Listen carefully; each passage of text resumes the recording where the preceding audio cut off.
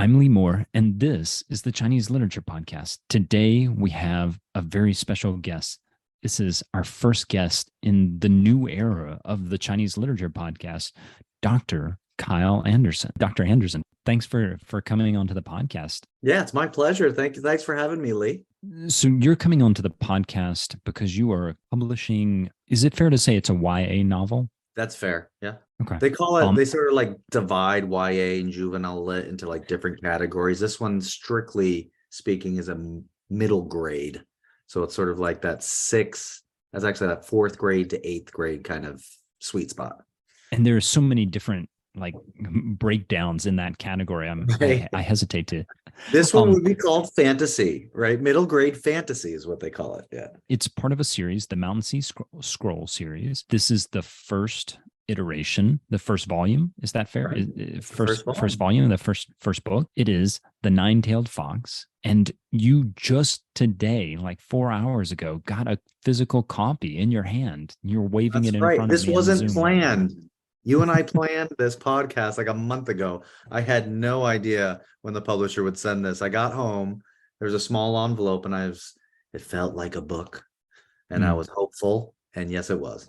Really quickly, the MountainSea Scrolls. So MountainSea, that's in Chinese, Shanhai. This series is based on the Shanhai Jing, which I think a lot of folks who are listening to this podcast, I'm not sure how many people know what the Shanhai Jing is. I have read parts of the Shanhai Jing. I actually have. No one ever reads the whole thing through. It's like reading the Psalms. You've read right, and that's enough. Right. It's more than enough. Hang on. I'm gonna wave my copy since we're waving copies of books. This is a copy I got. Right. I have so many in that series. Actually, I love that series. So the Shanhai Jing. I mean, the parts that I've read are kind of, there's no narrative really. It's more of a description, right? So can you tell the listeners out there in Chinese literature podcast world, what is the Shanhai Jing? Right. So if I were to describe it, and I'm gonna use a European or a Western analogy, right? In the Middle Ages in Europe, they had bestiaries, which were essentially dictionaries of fantastical creatures. There was a tradition that came before that as well in the classical world, and even in the Greek tradition, right? As different voyagers traveled around the Middle East, they would see these animals and sort of describe them. And if you can imagine, if you've never seen an ostrich before, and you happened upon an ostrich, right, in Africa, you're going to describe it in some really funky ways. And so the Middle Ages had their bestiaries, and the monks liked drawing pictures and describing them, and they often turned into like crazy hybrid chimeras and weird creatures. But they probably, a lot of them were for the most part describing real animals. They were just strange to your region, right? And so this is what the Shanhai Jing is. It's this book that's at least a couple thousand years old. And it really is sort of a dictionary. And like even Lord of the Rings has these, and Star Wars has these, all these, that they, after the series are done, they go back and make a bestiary, right, of all the animals in there. And that's what the Shanhai Jing is. It's sort of a bestiary of these random places. They always start with a description of some mountain. And that's hence the Shanhai, right? The mountain and seas, because they're always the geographical features tend to be about vegetation, like the locative features are like mountain. There's some river. They describe it for its special properties. They describe some gems and minerals that are located in that place. The lush vegetation, sometimes they're magical, and then they focus on a creature or a number of creatures in that place. Sometimes they're really short and it's only like one mountain and like one kind of gold or precious gem and one animal, but they often have like a number of them. And then the only transition between those entries are, if you go 100 miles to the east, right, you're going to hit this other place. And that's right. There's no like narrative arc. There's no main characters. It's very episodic. It's like there's this thing, and then you go to the next mountain, and then it's this thing, and then you go to the next mountain, and it's this thing, right? But I actually saw that as a rich treasure trove. Like I've read broadly, I was a literary scholar for a number of years, and I actually did comparative East-West literary research, which meant I was actually really steeped in European literatures going all the way back to the Middle Ages, and in Chinese, and how they read each other's stuff, appropriated them, and created like chimeras are monsters of their own, right? Literary monsters of their own by mashing these things together. I'd heard as I was studying Chinese literature and getting my PhD, and then as a professor, like I had seen and heard a lot about the Shanhai Jing, particularly during the development of the short story, right? All the way back to the Yuan and the Ming, right? There's that short story, the ghost stories really started to build. And then what really caught my eye is my favorite modern Chinese author. And I say this without being brainwashed by communist ideology, Lu Xun. You know, Lu Xun's favorite book was the Shanhai Jing. This is probably like half the people in this podcast probably know that. Like he gathered I actually did not know inspiration. that.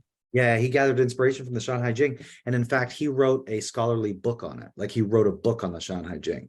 And I've yet to read it. I need to read it. It's like the only thing I haven't read by Lu Xun. Yeah, he wrote a book on it and he would refer to it quite often. It inspired him. And he's not the only one. It inspired a number of fiction writers throughout the centuries. So in my brain, I'm like, this is obviously important to creatives in China. And I've read some of it myself. I read about half of it. You know, I haven't read the whole thing because, like you said, it's kind of a dictionary. No one does. Right. Exactly. I actually Except read illusion. it. Except I read illusion. like, right. I read like 20 pages of it chronologically one time. It doesn't matter. You could almost read it like the Psalms, just pick a verse here, but it doesn't matter. But I It's just a saw bathroom reader. right. I just saw that it was a treasure trove for like ideas and things you could put in any order you wanted in a very postmodern way. Like you could do anything you wanted and create any narrative you wanted about with it. So I began to look for writers who had used it in explicit ways, and I couldn't find them. And now this is where the really interesting East-West like cultural fusion comes in our contemporary period. I was, you know, I'm a Gen Xer, practically a millennial, but Gen Xer. And I grew up with some of the best movies in the 80s, fantasy, like young fantasy movies, like The Never-Ending Story, Lion, the Witch, and the Wardrobe, right? All of Jim Henson stuff, The Dark Crystal. And so there's all these like movies that came out that I grew up on of going into these fantastical worlds, in Alice in Wonderland, going to these fantastical worlds, crazy beast, and people trying to figure out their mission or their way through it, right? And I'm just like, there's Shanhai Jing, and this is, talk about crazy places and crazy animals. This is ready for a never-ending storyline, The Witch and the Wardrobe kind of adventure. And that's what it is. When someone's like, when I have to give my 1 minute pitch, it's not even 1 minute. If I have to give a 10-second pitch to like a literary agent or a publisher, they're like, what is it? I say it's an Asian Lion, the Witch and the Wardrobe. And I said it's like an Asian Alice in Wonderland. And they go, got it. Right. It's done. So that's kind of what it is. It's more than that. You'll read it and it's more than that. But I took the Shanhai Jing. Literally, this first volume is the first like 20 entries or so. Me picking things out that I think are really interesting and then I could embellish, add some things, right? Warp some things. And so I have this group of young, some of them are siblings, some of them are cousins, and they find their way into this world through a magical portal. And they find out that this whole land, it's the Shanhai, they just call it the MountainSea. It's like if you can remember your Peter Pan Never Never Land, it's just sort of this floating planet out there. That's what kind of how this story is. There's the Shanhai Jing out there, and they get there, and the animals are in peril. There's this like wicked emperor who's really just interested in extracting resources, right, and enslaving and killing the animals and destroying the land. So these kids show up there, and it's part of their family tradition. It's actually thousands and thousands of years old family mission, the Yao family mission, that their ancestors have been going there to help save and protect those animals. Yeah, so that's kind of the gist of it. And we should mention the family, the Yao family, is living in New York currently, right? Right.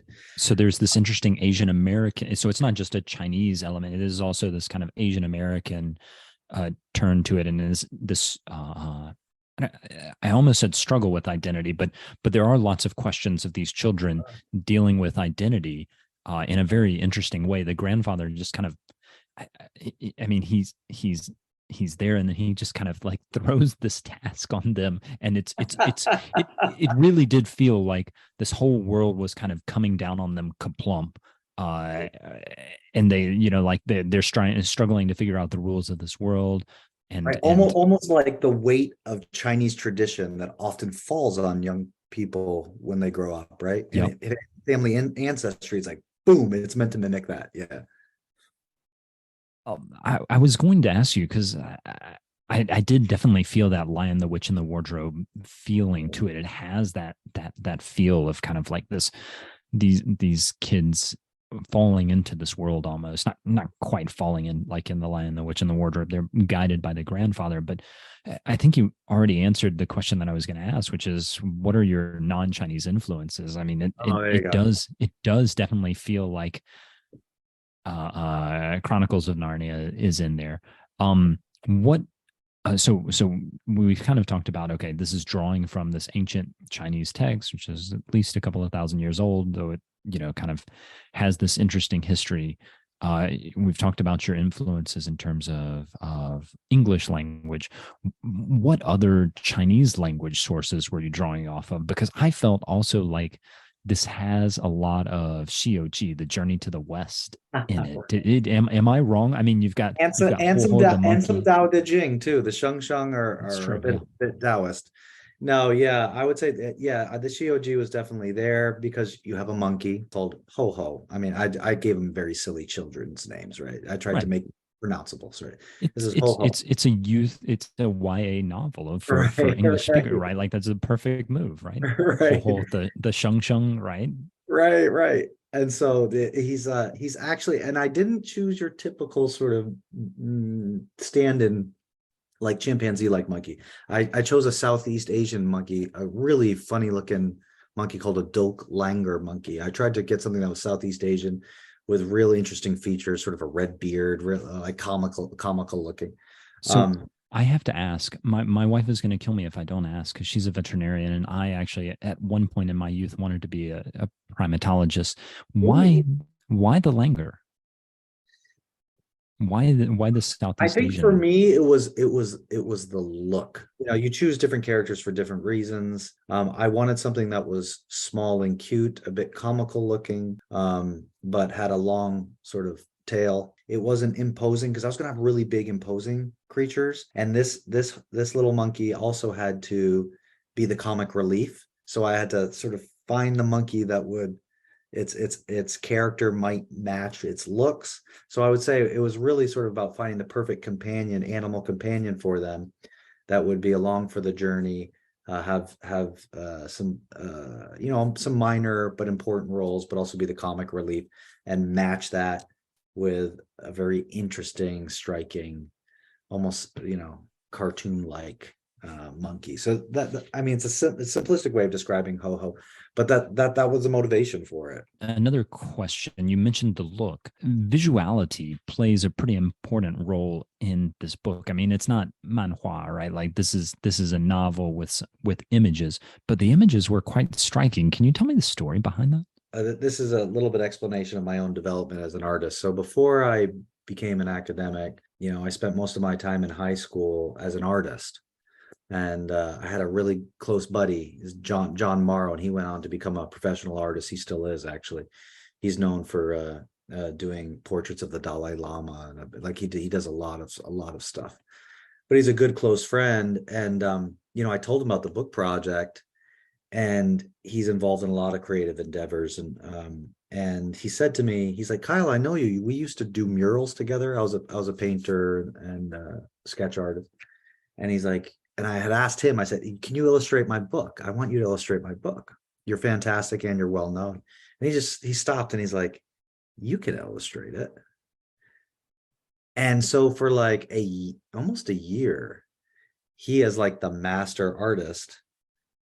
Every week I'd come with a new sketch and he'd say, oh, you might want to do this, and I'd do it.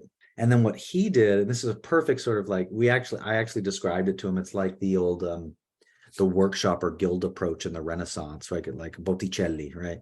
Every guild has all of its people, and then there's a master, and then everyone else is doing the work. They bring the work to the master. He puts his final touch on it, right? And gives the look of the workshop, right? And that's what John did. So I did sketches and then watercolor over on top of it.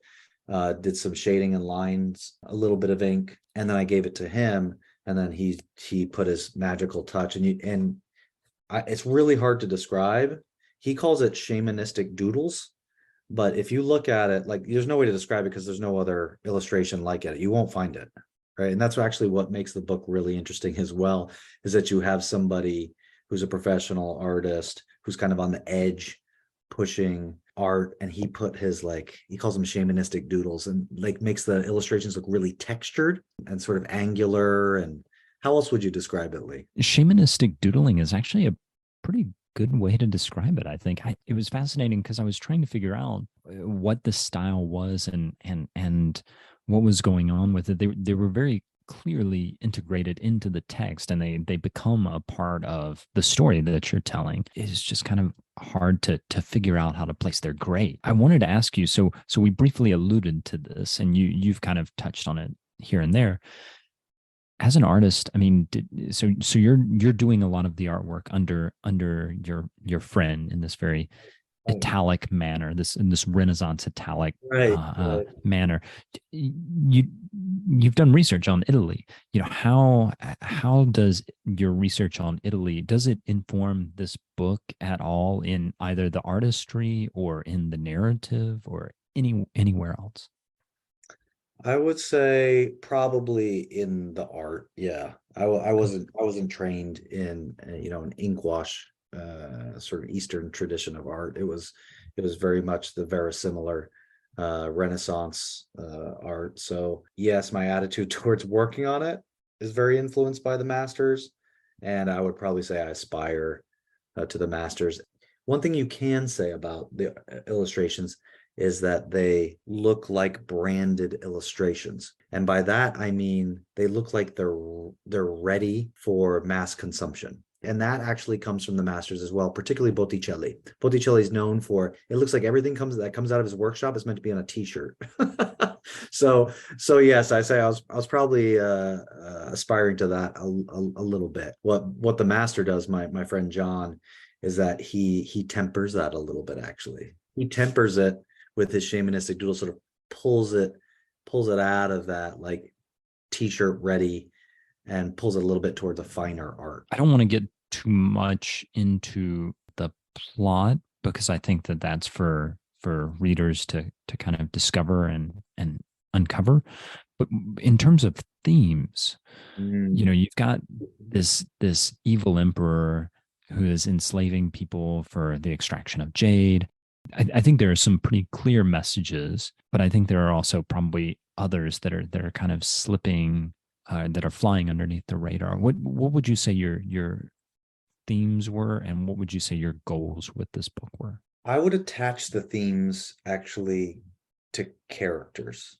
I really am interested in my characters' development and how they interact with the animals that they run into, and then how they think about this evil emperor, and even about the evil emperor himself. He's a you don't really get to meet him until the end of the book, and he's a scary person, but also a very mysterious person, the way he acts, and he's meant to be, because in future volumes of the MountainSea Scrolls, we're going to learn a lot more about him. He's going to get much more complex. But I would say the themes, if you just take the leader of this group, her name is Chloe. She is dealing essentially with the fact that it's a coming of age story largely for her. She's the protagonist, and she doesn't really feel like she has a place in her immediate family. She doesn't have a really good relationship with her parents, has a very good relationship with her grandfather. And this might resonate with a lot of folks in different kind of family situations, particularly in China or Asian Americans. And she doesn't see very much of her parents. So she doesn't feel like she's part of anything. Like she doesn't even know why she's in the family she's in. She feels no connection. When she speaks with her grandfather, and what she does throughout the text is sort of discover that no, she does belong in this family. She does have a role, a very special role to play in it. but it's not necessarily the role she understood or chose for herself. She's a leader. She was a leader in sports. She often brings up soccer. By the way, there's a lot of autobiographical stuff. I was a soccer player for most of my life, so that's in there. So she's a soccer player, which kind of breaks some stereotypes about Asian Americans. I'm trying to do that too. You probably feel that a little bit. I'm trying to break Definitely. those up too. And she feels so she feels like she's a leader on the sports field, but she like trying to help other people and trying to protect animals and her brother. That's kind of new for her. And so she's trying to figure out how to transfer her skills and develop her skills as a leader, find her place in the family. And by the end of the book, she finds out that she's more of a leader than she knows, right? And then, her younger brother is, very much younger. It's not necessarily a coming of age story for him quite yet. He's maturing, but he's brilliant and a bit annoying as little brothers can be. But what he's discovering is his courage and his strength, right? So he's very smart. He's what we call a fixer, an inventor in the book, and he's coming up with solutions quite a bit. He's got the engineering mind. But he's a bit cowardly, and he gains his courage as it goes on. And then you have Maylee, who's very capable, but very hot-tempered, right? Quick to draw. And she's the navigator, likes to control things. She's the one who holds a magic map that will become important in the book, among other things, among other inventions. We don't learn a lot about her yet, but in future volumes, we'll learn more about her. She's the cousin. And then you have these other creatures, right? We haven't even talked about the nine-tailed fox. The nine-tailed fox seems like the scariest, most evil creature in the book. The nine-tailed fox is a bit of I would describe him as, if you've read the Divine Comedy, as Dante and Virgil descend to the different circles of hell, they often have to pass through gates, right? So if we think of, Cerberus, Chiron, sort of who test them, they're judges, right? The nine-tailed fox is a judge. He's a judge, and he's got strong magic. And so that's an opportunity in fact, I think that's probably the biggest moment in the book for the children to be judged. You can't anticipate the way they're going to be judged, because I'm not going to tell you anything about it, because you definitely have to read the chapter. That came out of nowhere, right? So the Cerberus, Chiron kind of judge thing, that came out of a Greek, Latin, and then eventually, Italian tradition. So the But nine-tailed fox, is that in the Shanhai Jing at all? Or is it yes, okay, it is. yes, Okay. yes. I think the exact number of tails might have been, I think it was 9, actually. I can't remember. I'm pretty sure it was 9. I probably wouldn't have arbitrarily chosen 9. But yes.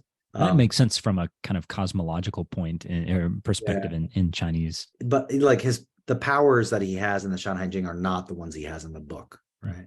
I want everyone to understand this isn't like a historical fiction, right? That what makes great fiction, I don't want to call it great fiction, what makes fiction interesting and great is that you know just enough about the reality and you give yourself space. And that's what I've done. So a lot of the stuff in here is in the Shanhai Jing, but I obviously embellish it because I've added a narrative, and these characters need to develop and they need to confront each other. And so they end up, having different features that they might not have in the Shanhai Jing. But like there's I call them zebra corns. They're in here. That's from the Shanhai Jing, right? The Zhou fox, I call him the Zhou fox. He's in the Shanhai Jing. The war panda is not in the Okay. Shanhai. He's not in the Shanhai Jing.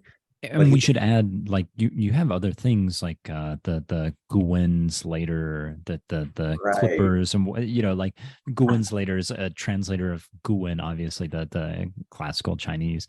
The Clippers play a role in yeah, I don't want to reveal it. So when I mentioned the Shioji, the journey to the west, it feels Right. very much like these kind of magical objects, but Yes. it doesn't strike me as a particularly Chinese element or Western element. It kind of is a great mix of both. Right. Yeah, I think that's accurate. Right. So they do have these, and that comes, I wouldn't say any Western or Eastern cultural tradition owns that, right? Everyone, that's just universal. That's universal in sort of the hero's journey.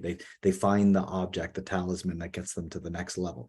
So that's where that's coming from. It's just new in our universal tales.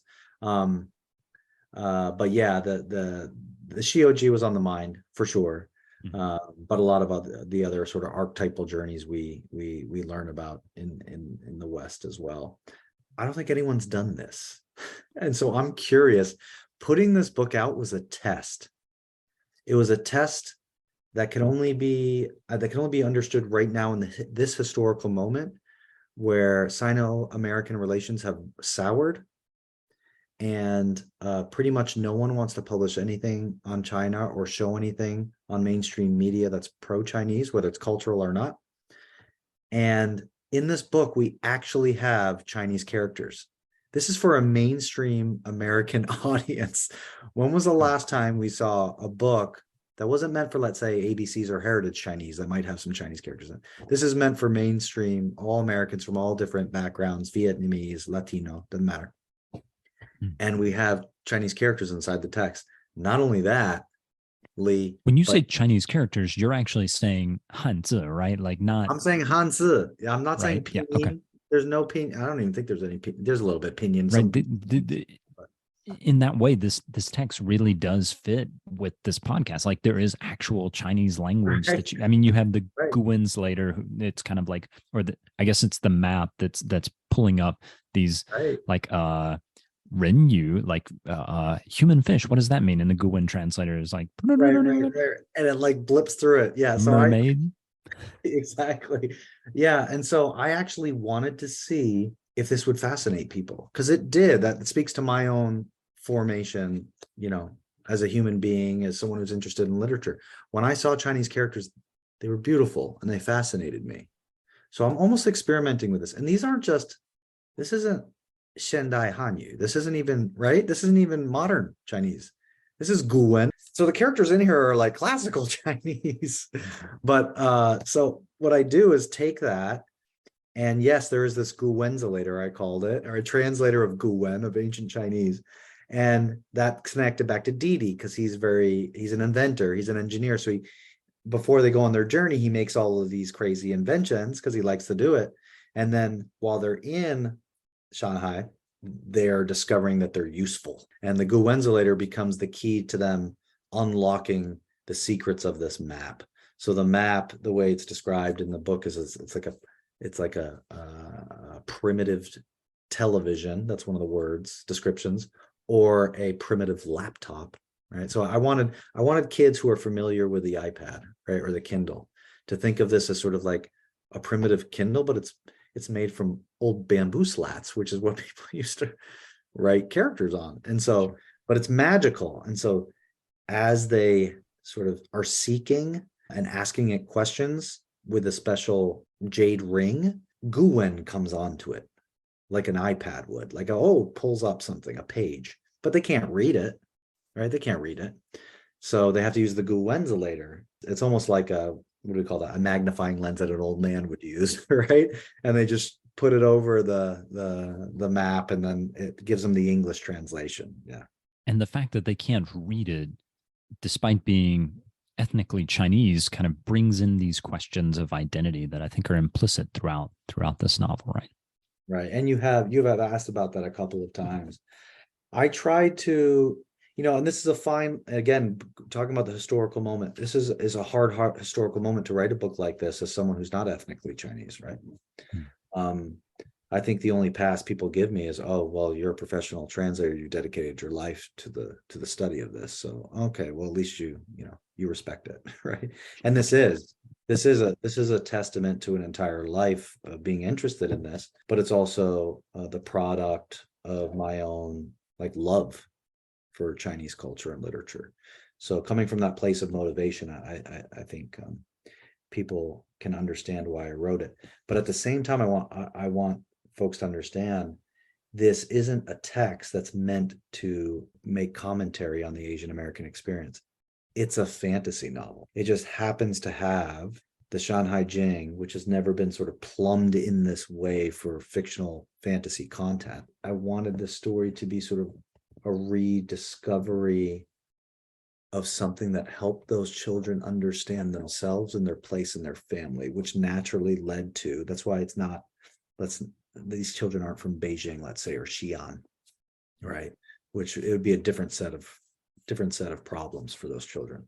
I wanted these children to have such a big distance, such a big gap from this world that, but a natural reason, right? Some at least natural reason to be connected to it in some way, that they had to sort of jump over it with magic. And so that's why they're in Brooklyn.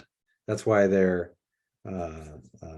the diaspora, because going to this land is in some way asking themselves, who am I, right?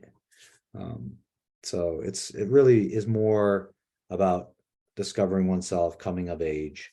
One question I was going to ask you, particularly because of your expertise, you've mentioned Dante, you've mentioned Virgil. Dante is drawing off of Greek sources. There is this long-standing, very contentious relationship between Italy and Greece, and they see themselves classically as almost two separate races. I know in kind of mainstream America, we kind of categorize them in as like the kind of paradigmatic whiteness, but that's certainly like ahistorical.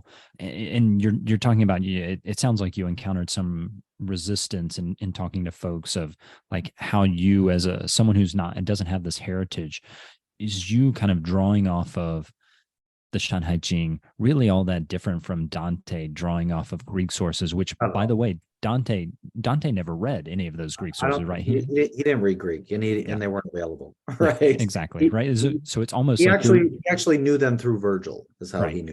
So no, I mean, you understand it, right? A lot of people I speak to, when I have this conversation, it gets us nowhere. But folks who study literary history, who study art history, who understand that the creative process is constantly an appropriation of something that comes from somewhere else. Every Renaissance the world has ever seen, from the Tang Dynasty to the Italian Renaissance, to the Dutch Renaissance, is something from outside coming in, or somebody grabbing something from outside coming in. Every cultural flourishing is because, Arabic culture somehow made its way into Florence, or made its way into Andalusia, and then the Greek texts were discovered, right, in Italy. Like it's the invasion in some way, or the appropriation, even if it's a misappropriation. That's the history. It's always a misappropriation, right? Right. It's always a misappropriation. It's the misappropriation of something from without, because that gives creative energy.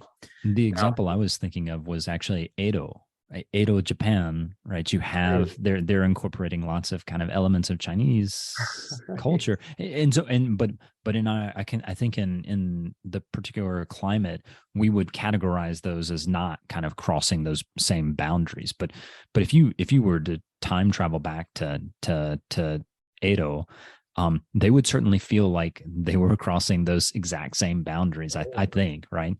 Right. And so I'm not really bothered by the borrowing, and I know that there's arguments out there that really they're sort of Marxist, materialistic arguments, and I understand those, and I'm sensitive to them, but that's really not how fiction and art is produced. That those lines and borders aren't respected. That's actually the premise, is those lines aren't respected. Everyone borrows, and the borrowing is a gateway, right? Just like the book itself, that's a journey. You going somewhere isn't you understanding that place on its own terms. You going somewhere is understanding it on your terms. Good artists copy, great artists steal, right? Right. And do you know who said that? Having a dialogue. I don't know, like every medieval monk. I don't know who said that. I was going to say me, because Exactly. Yeah. Sorry, I try comedy, but it's not very funny. No, so I would just go back to what you said. I love it. This is how I live my life. All my literary studies have been comparative anyway. Those are the ones I've always been most interested in. I mentioned that my dissertation is actually the misappropriation of Italian culture by Chinese, who were digesting the literature in the late 19th century and in the early 20th century through the May 4th movement, and then vice versa when the Jesuits were sending letters back about what they were learning about from China when they had crossed over from Macau up into and entered into the court in Beijing. Right, this is history itself. It's this is what I'm seeing, and this is how it relates to us, and this is why it's useful to us. And whether that's fantasy or whether it's history, it all ends up becoming the seeds for the production of something new, right? And so that's exactly how that's the story of my life. I've lived and studied literature in many languages, speak a number of languages. I've lived in a number of places. I love and respect them all, and they've changed me, and they've helped me generate new things in the world that I would not have without coming into contact with them. As we wrap up, I meant to ask you at the beginning of this podcast, and I completely failed. You are a translator of lots of Chinese works. I think when we were talking at first, you mentioned the most famous is Wang Ji Wo, right? Can you tell us a little bit about that translation, just Yeah, briefly? I will. Yeah, that's a pitch that's a story that everyone should know. Yeah. So most, I started doing literary translations when I was a grad student at Penn State. And it's because I met the translator. He was from UC Davis, actually, of Huoja. And I got to meet him. And I was always a creative person. I told you I had an artistic background. And I saw this academic and he was doing literary translations. And I said, how do you do this? And he's like, oh, you just do it for free. And then eventually something happens. And I did pro bono translations for like 4 years, lots of poetry, did a lot of work with the Paper Republic, like all sorts of stuff. And all of a sudden I got onto these, I don't know, somebody's list. And I'm now on the list of like 3 or 4 different really big presses in China. And so every year they're sending me like 2 books. Most of the time they found my niche. They like me as a YA translator. So I've translated, I don't know, like 12 or 13 books of China's most famous and richest author, Yang Hongying. Everyone in China knows who it is. No one here does. They call it the J.K. Rowling of China. She's super productive. Did a bunch of her stuff. But once in a while, it's like once every 3 or 4 years, they'll give me like a nonfiction or like a serious adult book. And this one I got 2 years ago. And it's the story of a woman, a brilliant woman, double PhD. She was one of the early traveler study abroad students to Europe from China. And she was trying to be like Madame Curie. She wanted to be this physicist. And it turned out that she went to Belgium right when the Nazi occupation occurred. The story is of this woman, this very small statured, Chinese woman who basically stands up to the Nazis. And this isn't fiction. This actually happened. She's known as one of the heroes of Belgium. It's just a fascinating story of how she has this strange relationship with a general, and she's able to save almost 100 Belgian hostages. And when the war is over and this general is about to be executed by the Belgian government for his role as a Nazi general, she saves him as well by telling his story about how he and her together saved hostages. So it's the most beautiful story of a really good human, really smart, a mother, right? She's doing all this when she's having kids under Nazi occupation, saves a bunch of Belgians, and then saves the guy who everyone else thought was a monster, a Nazi himself. Yeah, it's a beautiful story. The Chinese name is Wang Ji Wo. The English name is just Forget Me. Wang Ji Wo just means like forget me. And so she was one of these people, and we all know them. My mother's one of them. No matter how good things they do, they don't want any attention. And that's who she was. So that's one of the reasons why no one knows her. And that this journalist, Xu Feng, took him 16 years to sort of track all this stuff down and write the book. Yeah, he finally put it together, and now we kind of remember her. I did a podcast on it with a China history podcast. You should go and listen. There's much more detail in that. I tell a bunch of stories and read from it.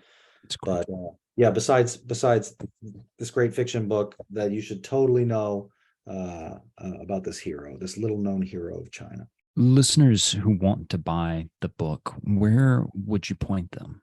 The MountainSea Scrolls, the Nine-Tailed Fox, and all future volumes they can be found on Amazon or Barnes and Nobles right now. And so you could even just type in the MountainSea Scrolls. The good thing about it is it's a weird word.